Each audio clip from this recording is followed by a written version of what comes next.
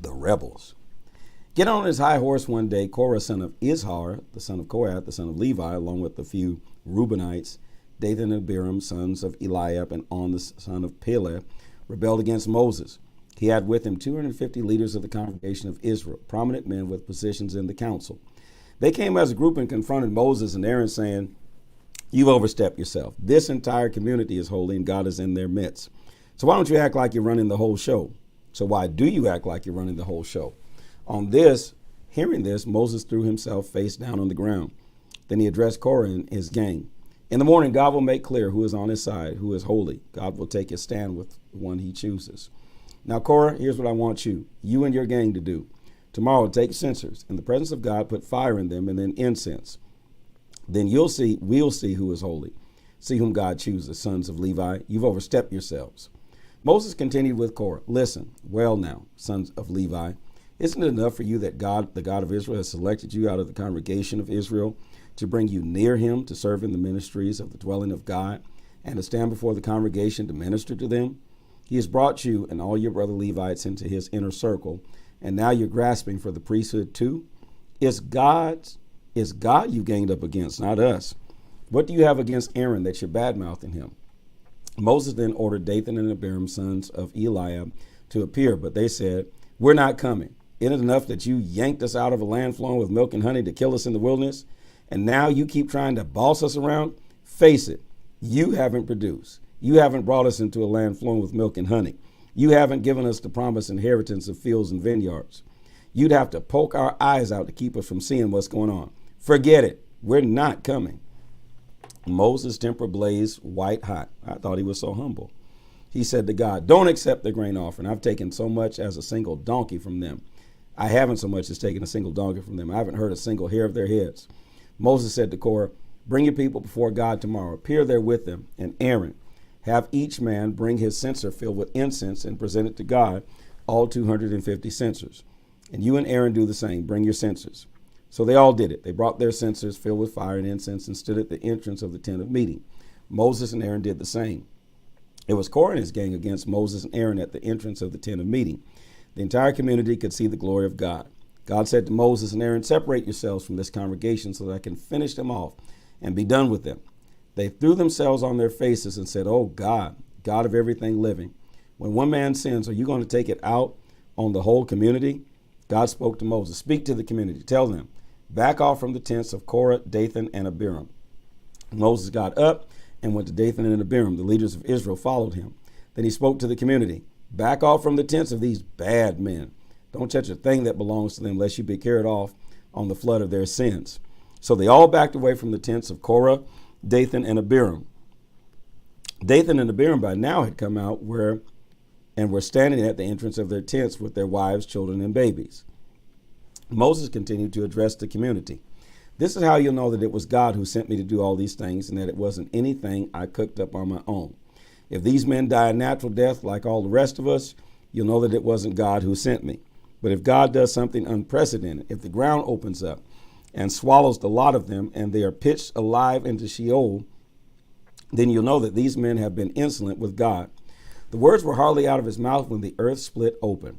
Earth opened its mouth in one gulp, swallowed them down, the men and their families, all the human beings connected with Korah, along with everything they owned. And that was the end of them, pitched alive into Sheol. The earth closed up over them, and that was the last the community heard of them. At the sound of their cries, everyone around ran for dear life, shouting, "We're about to be swallowed up alive." Then God sent lightning. The fire cremated the 250 men who were offering the incense. God spoke to Moses, "Tell Eleazar, son of Aaron the priest, gather up the censers from the smoldering cinders and scatter the coals a distance away, for these censers have become holy. Take the censers of the men who have sinned and are now dead and hammer them into thin sheets for covering the altar. They have been offered to God and are holy to God. Let them serve as a sign to Israel, evidence of what happened this day." So Eleazar gathered all the bronze censers that belonged to those who had been burned up and had them hammered flat and used to overlay the altar, just as God had instructed him by Moses. This was to serve as a sign to Israel that only descendants of Aaron were allowed to burn incense before God. Anyone else trying it would end up like Korah and his gang. Grumbling broke out the next day in the community of Israel, grumbling against Moses and Aaron. You've killed God's people. But it so happened that when the community got together against Moses and Aaron, they looked over at the tent of meeting, and there was the cloud, the glory of God for all to see. Moses and Aaron stood at the front of the tent of meeting. God spoke to Moses, back away from this congregation so I can do away with them this very minute. They threw themselves face down on the ground. Moses said to Aaron, take your censer and fill it with incense along with fire from the altar. Get to the congregation as fast as you can. Make atonement for them.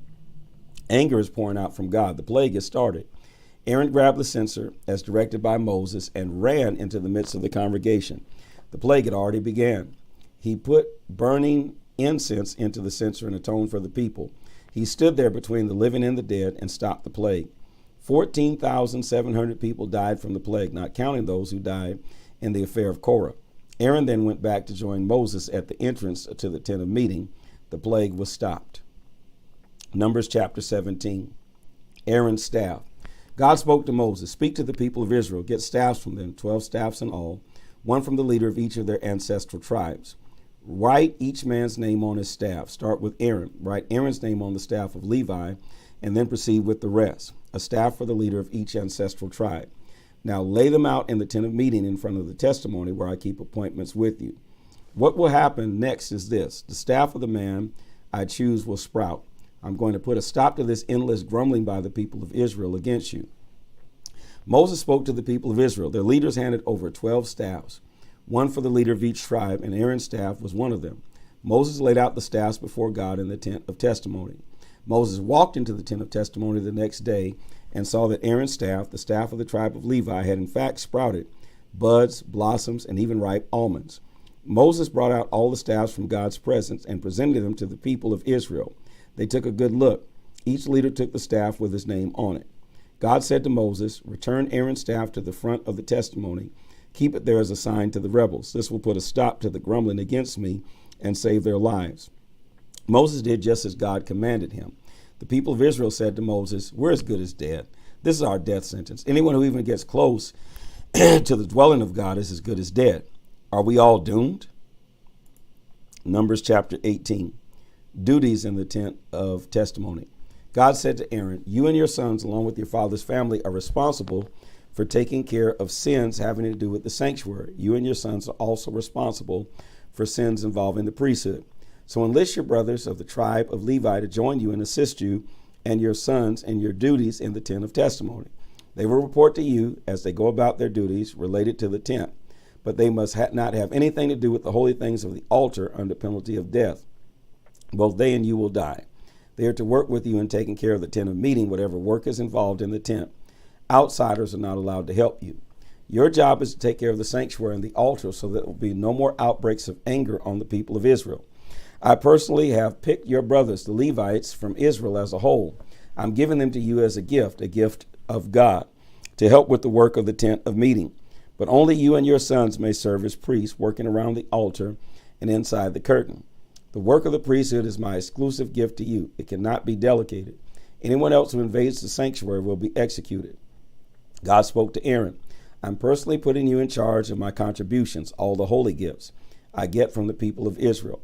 I'm turning them over to you and your children for your personal use. This is the standing rule. You and your sons get what's left from the offerings. Whatever hasn't been totally burned up on the altar, the leftovers from grain offerings, absolution offerings, and compensations offerings.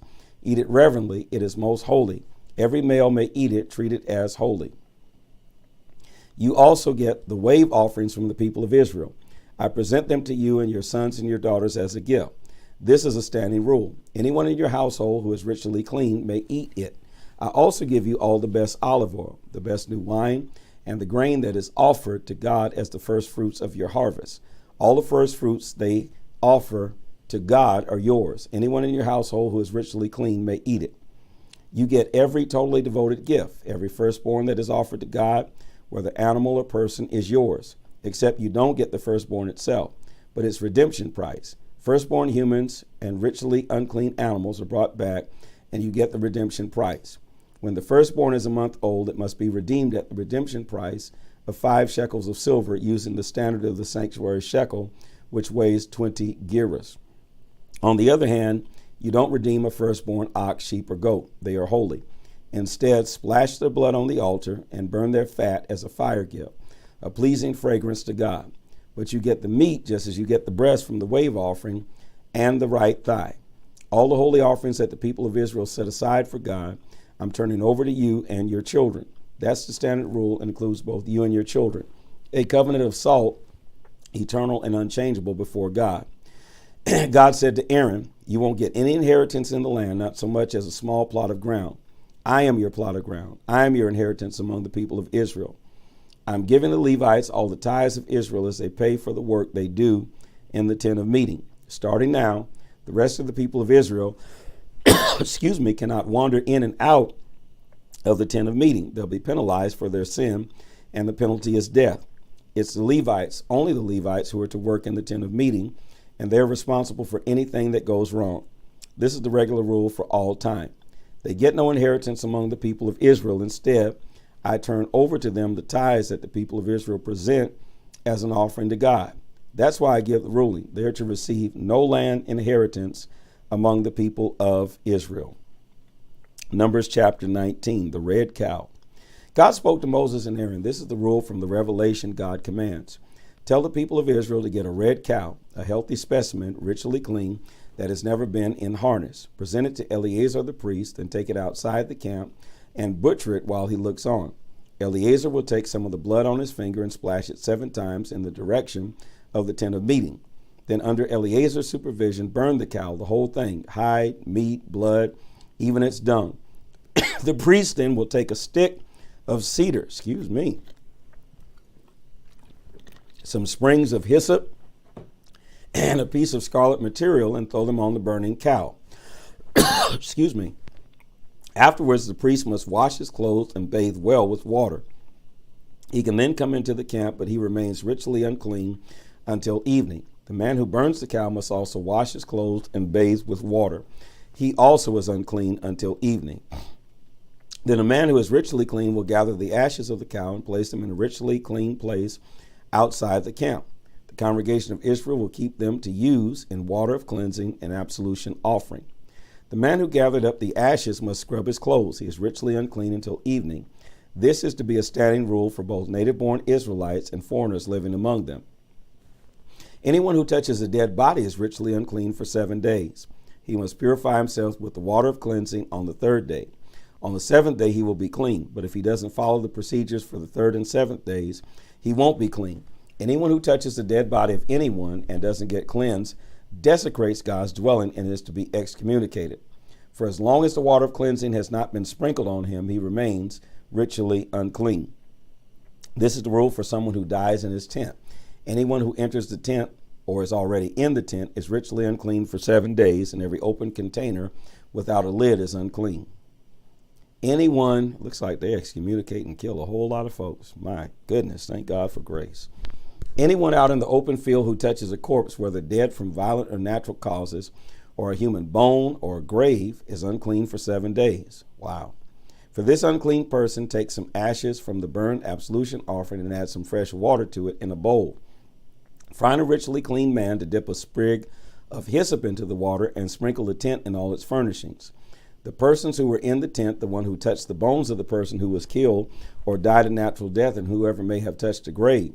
Then he is to sprinkle the unclean person on the 3rd and 7th days.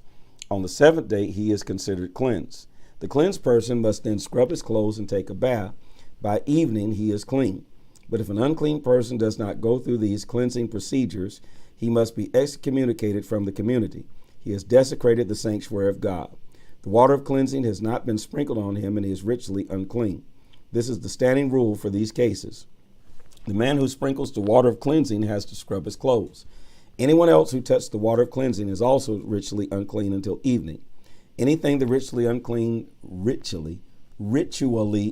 man touches becomes unclean, and the person who touches what he touched is unclean until evening. Numbers chapter 20, Camp Kadesh. In the 1st month, the entire company of the people of Israel arrived in the wilderness of Zin. The people stayed in Kadesh. Miriam died there, and she was buried. There was no water there for the community, so they ganged up on Moses and Aaron. They attacked Moses. We wish we died when the rest of our brothers died before God. Why did you haul this congregation of God out here in the wilderness to die, people and cattle alike. And why did you take us out of Egypt in the first place, dragging us into this miserable country? No grain, no figs, no grapevines, no pomegranates, and now not even any water. Moses and Aaron walked from the assembled congregation to the tent of meeting and threw themselves face down on the ground, and they saw the glory of God. But God spoke to Moses, take the staff, assemble the community, you and your brother Aaron, speak to that rock that's right in front of them, and it will give water. You will bring water out of the rock for them. Congregation and cattle will both drink. Moses took the staff away from God's presence as commanded. He and Aaron rounded up the whole congregation in front of the rock. Moses spoke, listen, rebels, do we have to bring water out of this rock for you? With that, Moses raised his arm and slammed his staff against the rock. Once, twice, water poured out. Congregation and cattle drank. God spoke to Moses and Aaron, because you didn't trust me, didn't even treat me with holy reverence in front of the people of Israel, you two aren't going to lead this company into the land that I'm giving them. These were the waters of Meribah, which means bickering, where the people of Israel bickered with God, and he revealed himself as holy. Moses sent emissaries from Kadesh to the king of Edom with this message. A message from your brother Israel. You're familiar with all the trouble we've run into. Our ancestors went down to Egypt and lived there a long time. The Egyptians viciously abused both us and our ancestors, but when we cried out for help to God, he heard our cry. He sent an angel and got us out of Egypt, and now here we are at Kadesh, a town at the border of your land. Will you give us permission to cut across your land? We won't trespass through your fields or orchards, and we won't drink out of your wells. We'll keep to the main road, the King's Road, straying neither right nor left until we cross your border. The king of Edom answered, not on your life. If you so much as set a foot on my land, I'll kill you. The people of Israel said, look, we'll stay on the main road. If we or our animals drink any water, we'll pay you for it. We're harmless, just a company of footsore travelers. He answered again, no, you may not come through. And Edom came out and blocked the way with a crowd of people, brandishing weapons. Edom refused to let them cross his land, so Israel had to detour around him. Camp Hor. The people of Israel, the entire company, set out from Kadesh and traveled to Mount Hor. God said to Moses and Aaron at Mount Hor at the border of Edom, it's time for Aaron to be gathered into the company of his ancestors. He will not enter the land I'm giving the people of Israel, because you both rebelled against my orders at the waters of Meribah. So take Aaron and his son Eleazar and lead them up to Mount Hor. Man, if it was me, I wouldn't go with my son up to that mountain, Eleazar. I'm not going with Eleazar. So take Aaron and his son Eleazar and lead them up to Mount Hor. Remove Aaron's clothes from him and put them on his son Eleazar. Aaron will be gathered there. Aaron will die. I wouldn't go up on that mountain with Moses and Eleazar. Moses obeyed God's command. They climbed Mount Hor as the whole congregation watched. Moses took off Aaron's clothes and put them on his son Eleazar. Aaron died on top of the mountain. Then Moses and Eleazar came down from the mountain, the whole congregation, getting the news that Aaron had died, went into 30 days of mourning for him. Shouldn't have went up on that mountain. Numbers 21, Hormah. The Canaanite king of Arad, ruling in the Negev, heard that Israel was advancing up the road to Atharim. He attacked Israel and took prisoners of war. Israel vowed a vow to God. If you will give this people into our power, we'll destroy their towns and present the ruins to you as a holy destruction. God listened to Israel's prayer and gave them the Canaanites. They destroyed both them and their towns, a holy destruction. They named the place Hormah, which means holy destruction. Now that's a new one. Holy destruction. Wow. The snake of fiery copper. They set out from Mount Hor along the Red Sea, a detour along the land of Edom. The people became irritable and cross as they traveled. They spoke out against God and Moses. Why did you drag us out of Egypt to die in this God-forsaken country? No decent food, no water. We can't stomach this stuff any longer. So God sent poisonous snakes among the people. They bit them, and many in Israel died. The people came to Moses and said, we sinned when we spoke out against God and you. Pray to God. Ask him to take these snakes from us. Moses prayed for the people. God said to Moses, make a snake and put it on a flagpole. Whoever is bitten and looks at it will live. So Moses made a snake of fiery copper and put it on top of the flagpole. Anyone bitten by a snake who then looked at the copper snake lived. Camping on the way to Moab. The people of Israel set out and camped at Oboth. They left Oboth and camped at Abiram in the wilderness that faces Moab on the east. They went from there and pitched camp in Zered Valley. Their next camp was alongside the Arnon River, which marks the border between Amorite country and Moab. The books of the wars of God refers to this place.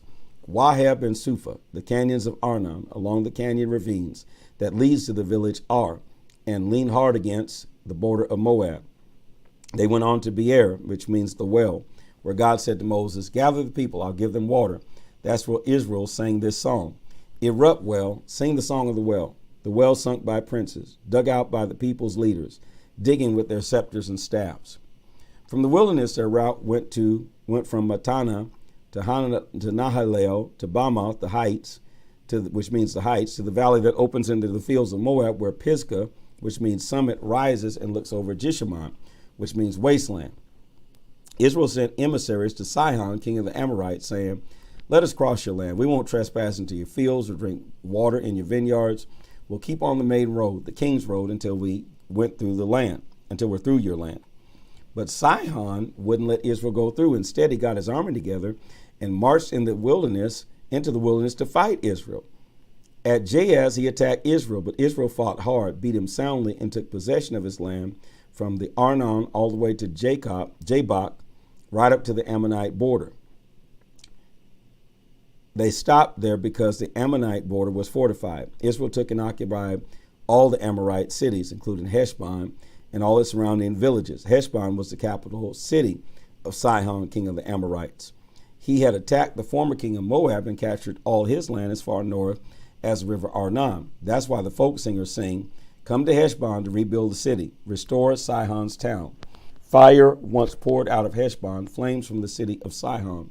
Burn up Ar of Moab, the natives of Arnon's heights, doom Moab, the people of Chemosh done for, sons turned out as fugitives, daughters abandoned as captives, to the king of the Amorites, to Sihon. Oh, but we finished him off.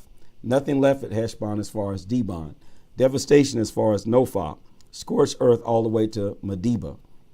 Israel moved in and lived in Amorite country. Moses sent men to scout out Jazer. They captured its villages and drove away the Amorites who lived there. Then they returned north on the road to Bashan. Og, king of Bashan, marched out with his entire army to meet Moses in battle at Edrei. God said to Moses, don't be afraid of him. I'm making a present of him to you, him and all his people and his land. Treat him the same as Sihon, king of the Amorites, who ruled in Heshbon. So they attacked him, his sons, and all the people. There was not a single survivor. Israel took the land. Numbers chapter 22, Balaam. The people of Israel marched on and camped on the plains of Moab at Jordan, Jericho. Balak, son of Zippor, learned all of what Israel had done to the Amorites. The people of Moab were in a total panic because of Israel. There were so many of them. They were terrorized. Moab spoke to the leaders of Midian. Look, this mob is going to clean us out, a bunch of crows picking a carcass clean. Balak, son of Zippor, who was king of Moab at the time, sent emissaries to get Balaam, son of Beor, who lived at Pethor on the banks of the Euphrates River, his homeland.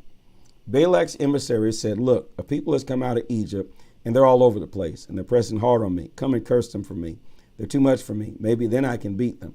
We'll attack and drive them out of the country. You have a reputation. Those you bless, stay blessed. Those you curse, stay cursed. The leaders of Moab and Midian were soon on their way, with the fee for the cursing tucked safely in their wallets.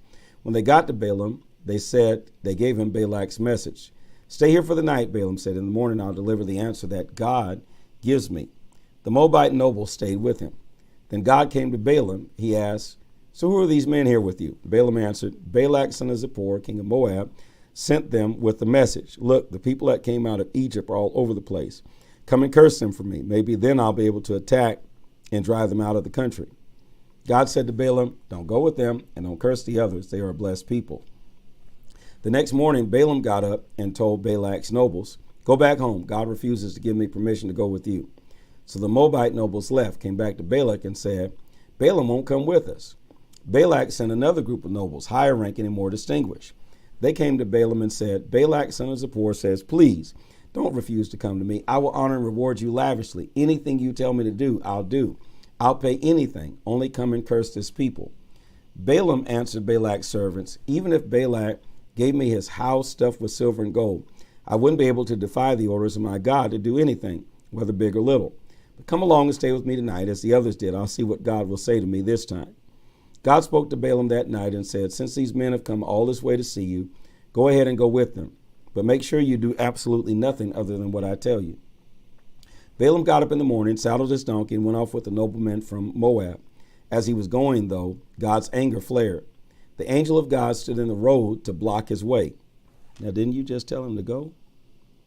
God came to Balaam that night and said, since these men have come all this way, go ahead and go with them. But then in 21:23, as he was going, though, God's anger flared. Okay, the angel of God stood in the road to block his way. Balaam was riding his donkey, accompanied by his 2 servants. When the donkey saw the angel blocking the road and brandishing a sword, she veered off the road into the ditch. Balaam beat the donkey and got her back on the road. But as they were going through a vineyard with a fence on either side, the donkey again saw God's angel blocking the way and veered into the fence, crushing Balaam's foot against the fence. Balaam hit her again. God's angel blocked the way yet again, a very narrow passage this time. There was no getting through on the right or left. Seeing the angel, Balaam's donkey sat down under him. Balaam lost his temper. He beat the donkey with his stick. Then God gave speech to the donkey. She said to Balaam, what have I ever done to you that you've beat me these 3 times? Balaam said, because you've been playing games with me. If I had a sword, I would have killed you by now. The donkey said to Balaam, am I not your trusty donkey whom you've ridden for years, right up until now? Have I ever done anything like this to you before? Have I? He said, no. Then God helped Balaam see what was going on. He saw God's angel blocking the way, brandishing a sword. Balaam fell to the ground, his face in the dirt. God's angel said to him, why have you beaten your poor donkey these 3 times? I've come here to block your way because you're getting way ahead of yourself. The donkey saw me and turned away from me these 3 times. If she hadn't, I would have killed you by this time, but not the donkey. I would have let her off. Balaam said to God's angel, I have sinned. I had no idea you were standing in the road blocking my way. If you don't like what I'm doing, I'll head back. But you told him to go. All right. But God's angel said to Balaam, go ahead. See, there it is again. Go ahead and go with them. But only say what I tell you to say. Absolutely no other word. And so Balaam continued to go with Balak's nobles. When Balak heard that Balaam was coming, he went out to meet him in the Moabite town that was on the banks of the Arnon, right on the country of his land. Balak said to Balaam, didn't I send an urgent message for help? Why didn't you come when I called? Do you think I can't pay you enough? Balaam said to Balak, well, I'm here now, but I can't tell you just anything. I can only speak the words that God gives me, no others. Balaam then accompanied Balak to Kiriath Huzoth, which means street town. Balak slaughtered cattle and sheep for sacrifices and presented them to Balaam and the nobles who were with them. At daybreak, Balak took Balaam up to Bamoth Baal, which means the heights of Baal, so that he could get a good view of some of the people. This is the word of the Lord.